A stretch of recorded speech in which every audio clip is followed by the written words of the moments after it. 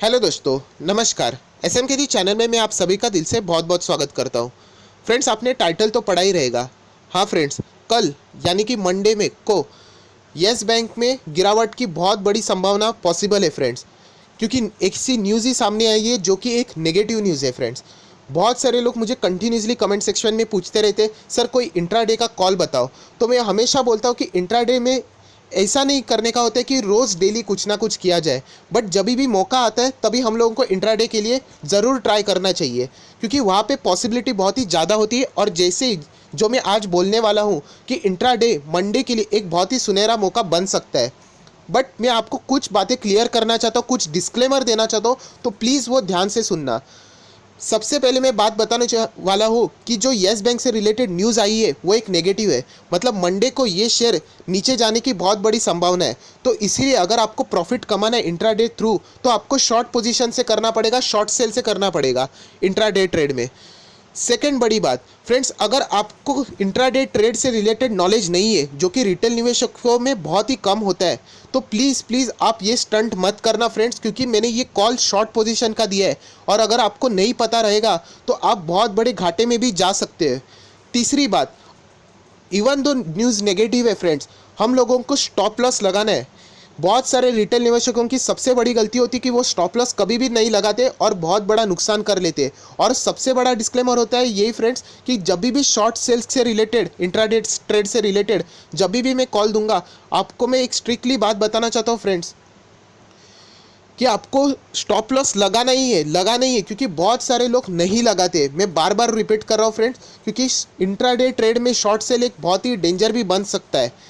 बहुत सारे लोगों का इसको एक्सपीरियंस भी रहेगा। तो प्लीज़ प्लीज़ वापस मैं बोल रहा हूँ, अगर आपको कोई नॉलेज नहीं रहेगा इंट्राडे ट्रेड से रिलेटेड, शॉर्ट सेल कैसे करते, तो प्लीज़ पहले आप किसी एक्सपर्ट के थ्रू सीख लीजिए और उसके बाद ही कोई ऐसा स्टंट करने की कोशिश करना, वरना आपका बहुत बड़ा नुकसान हो सकता है फ्रेंड्स। ये क्लियर डिस्क्लेमर मैं स्टार्टिंग में ही दे रहा हूँ।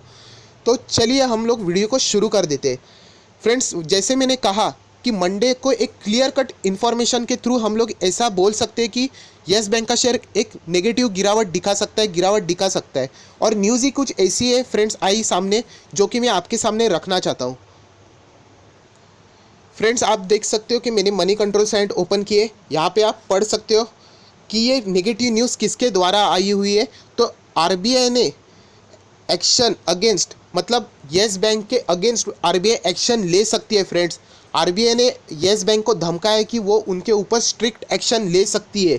तो ऐसा येस बैंक ने क्या किया है जो कि आरबीआई इतना गुस्से में हो गया है, तो आपको मैं बताने वाला हूँ फ्रेंड्स। आप सभी को याद रहेगा येस बैंक का शेयर बहुत टूट चुका था और उसके बाद हाल ही में 2 दिन या 3 दिन पहले ही ज़बरदस्त रैली के साथ उन्होंने कमबैक किया था। येस बैंक ने 31% से भी ज़्यादा रिकवरी दिखाई थी, बहुत ही ज़बरदस्त।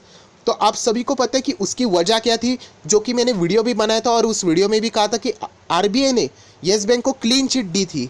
राइट फ्रेंड्स, आरबीआई ने क्लीन चिट दी थी किसको? येस बैंक को। किसके द्वारा? एनपीए के द्वारा। जो डिस्प्यूट था, जो डाउट था, तो आरबीआई ने बोला था कि जो येस बैंक ने एनपीए के द्वारा जो क्लासिफिकेशन किया है वो बराबर किए।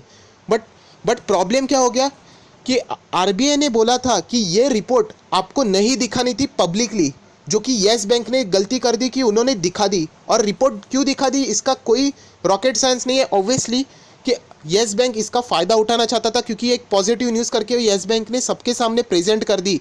और आप देख सकते हैं कि वो सक्सेसफुल भी हो गए, क्योंकि इसीलिए आप देख सकते हैं कि शेयर में इतनी ज़बरदस्त जान आ गई। 30% से ज़्यादा शेयर ने उछाल ले लिया। और फ्रेंड्स, और एक बात मैं आपको बताना चाहता हूँ, येस बैंक ने एक गलती नहीं की है, येस बैंक ने 2 गलतियाँ की है। सबसे पहली गलती क्या की येस बैंक ने? जो रिपोर्ट नहीं दिखानी चाहिए थी, जो आरबीआई ने बोला था ये कॉन्फिडेंशियल रिपोर्ट है, ये अंदर की बातें, ये आपको पब्लिकली नहीं दिखानी है, वो तो दिखा दी। ये तो पहली गलती। सेकंड गलती बड़ी कर दी, जो दिखा दिया वो भी गलत दिखा दिया। हाँ फ्रेंड्स, मतलब एक गलती क्या थी, नहीं दिखाना था, और जो दिखा दिया वो भी गलत दिखा दिया। ये तो मतलब बहुत ही, इसीलिए आरबीआई इतना स्ट्रिक्ट एक्शन पे आ सकता है, इसलिए उन्होंने वार्न किया है येस बैंक को कि हम लोग आपके अगेंस्ट स्ट्रिक्ट एक्शन लेने की सोच रहे हैं। क्या हो गया सेकंड इसमें फ्रेंड्स, कि जो येस बैंक है उन्होंने जो रिपोर्ट दिखाई है पब्लिकली, जो प्रेजेंट की है, वो आधी अधूरी दिखाई है। आधी अधूरी मतलब ऐसा दिखाया है कि सब जो अच्छी बातें हैं ना वही दिखा दी, जो नेगेटिव बातें हैं ना वो प्रेजेंट ही नहीं की। मतलब क्यों? क्योंकि ऑब्वियसली अच्छी बातें दिखेंगी तो ही तो ये शेयर को मतलब बोलते हैं ना, सब लोग रिपोर्ट को बोलेंगे बहुत ही अच्छा है, हम लोग भी बोले रिपोर्ट बहुत ही अच्छा है। क्यों बोले? क्योंकि सब जो रिपोर्ट उन्होंने प्रेजेंट की वो बहुत ही अच्छी थी, बट आरबीआई ने बोला कि इन्होंने जो अंदर की बातें थी, जो नेगेटिव बातें उसको तो एक्सक्लूड ही कर दिया इन लोगों ने।